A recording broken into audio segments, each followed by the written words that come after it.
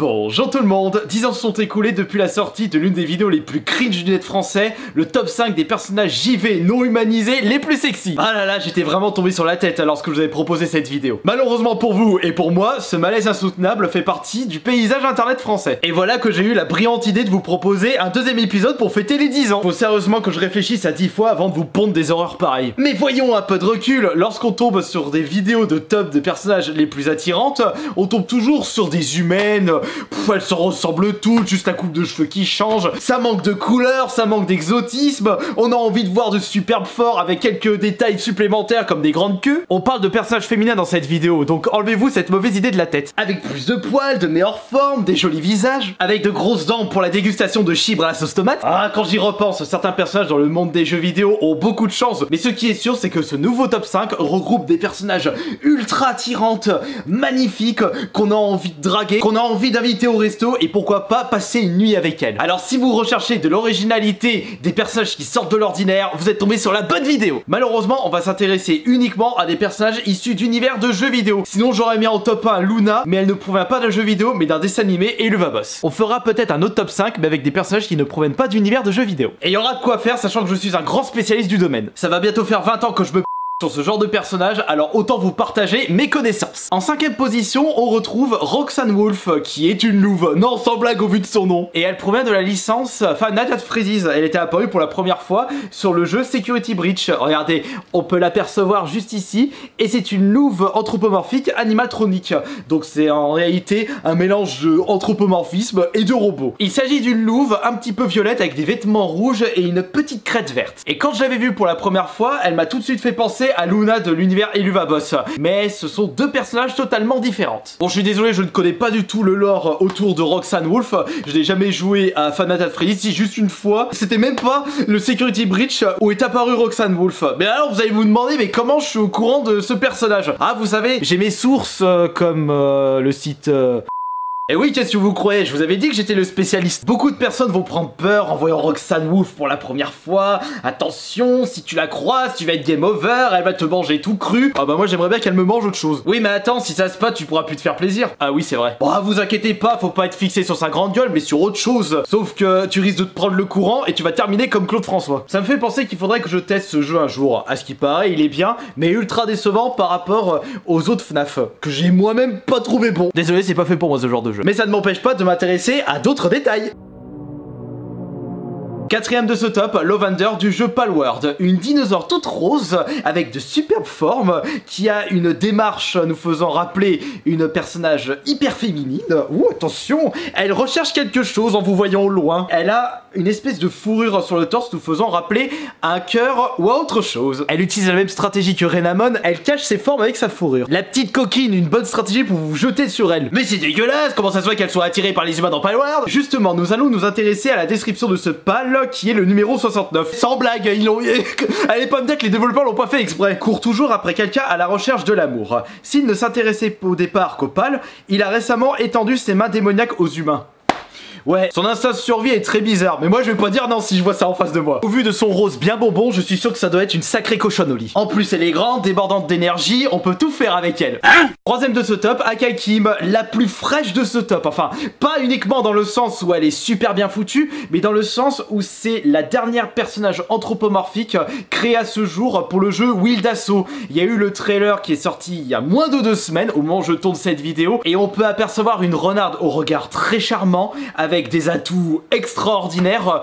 Quand le jeu va sortir, j'aurais vraiment envie de l'utiliser tout le temps, même s'il y a un Bominotaur à côté, mais désolé, je préfère les dames. Surtout que si tu observes attentivement tout son magnifique corps, elle est hyper bien proportionnée, t'as juste envie d'aller boire un verre avec elle, et tu te dis, oh les humaines, elles se ressemblent toutes, alors que ça, elle sait tirer au sniper et au pistolet, et ce serait une bonne combinaison avec moi qui sais tirer les cartouches. Et elle aussi, ça doit être une sacrée coquine. À peine elle débarque dans le jeu qu'elle monte déjà son fessier, comme si elle a vraiment envie de draguer tout le monde. Elle utilise ses atouts pour vous faire tourner de l'œil, une bonne stratégie pour prendre le dessus. On n'est pas au bout de nos surprises pour la suite. Il est vrai que Akai Kim est une renarde extrêmement belle, et pourtant elle n'a que la 3ème place. Bah alors, c'est qui a obtenu la 2ème et la 1ère place de ce top?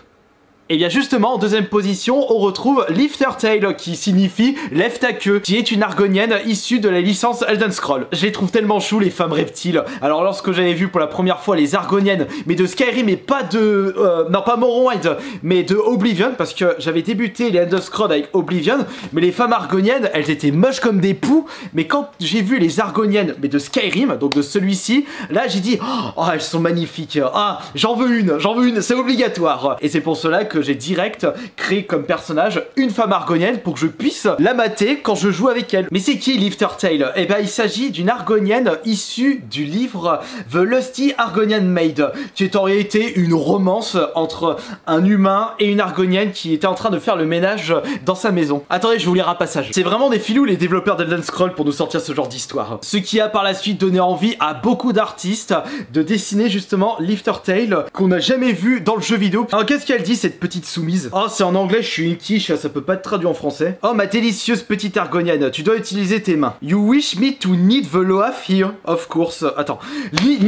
Attends, c'est dire quoi ça? Mais que se passerait-il si madame nous attrape? Ah mais je suis déçu là de pas traduire ces passages épiques. En plus c'est un jeu tout public Skyrim. Ah non je me trompe, non c'est un 18 plus Skyrim, t'as savais même pas. Ah mais c'est peut-être pour ça, c'est avec l'histoire de la petite cochonne d'argonienne. Après y a pas qu'elle, puisque dans le jeu vous pouvez tomber, si je ne m'abuse, sur des femmes argoniennes jouant les coureuses de rempart. Mais je me répète une nouvelle fois, quand tu vois cette grande queue toute puissante, ces jambes incroyables, cette tête qui rendrait fou chaque humain ayant du goût. Et c'est parti pour le top 1, la plus belle de toutes.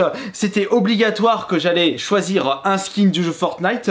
Les développeurs ont sorti énormément de skins Fury, des personnages anthropomorphiques plus ou moins belles, et ma préférée, ce n'est même pas Hybride le lézard, mais je choisirais Raven Team Ladder, qui est une ours anthropomorphique avec les superbes formes qu'elle a. Elle est toute violette. Je suis tombé sur des vidéos d'elle parce que c'est un skin que je n'ai pas réussi à acheter. Elle était seulement disponible de façon temporaire à une certaine date, et malheureusement je n'étais pas au courant de ça. J'étais au courant de sa présence grâce à un site se nommant 621, et quand j'ai commencé à voir certaines illustrations, j'ai tout de suite vu le potentiel de cette ours que je trouve franchement magnifique. Elle me fait beaucoup penser à Ravage, et même je vous avais dit que Ravage était mon skin préféré.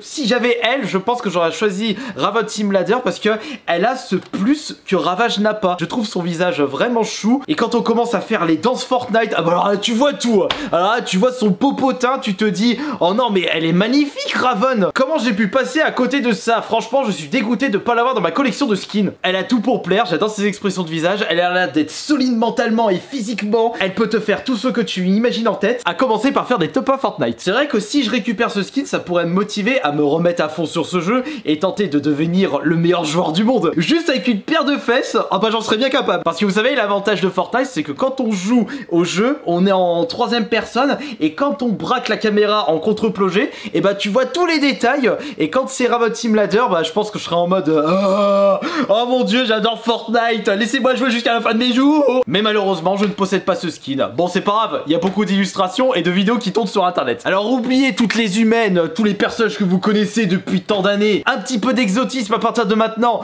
Pensez à Lovander, à Raven Team Ladder, à Lifter Tail. Pensez également à Roxanne Wolf. Et c'était qui la dernière? Ah oui, c'est celle de Wildasso. Attends, comment elle s'appelle? J'ai oublié. Akakim. Et il n'y a pas qu'elle, il y avait aussi toutes les personnages que je vous ai cités lors de la vidéo qui est sortie il y a 10 ans. Et il n'y a pas que ces personnages.